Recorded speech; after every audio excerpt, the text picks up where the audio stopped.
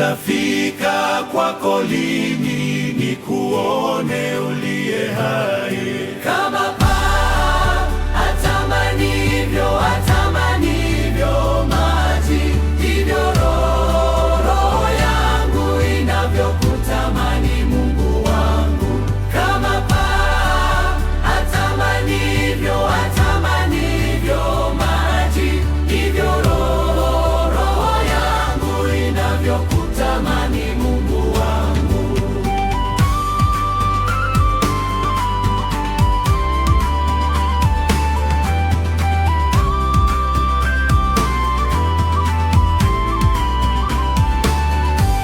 Mchana ninalia na usiku ninalia, chakula changu e Bwana kimekuwa ni machozi. Kama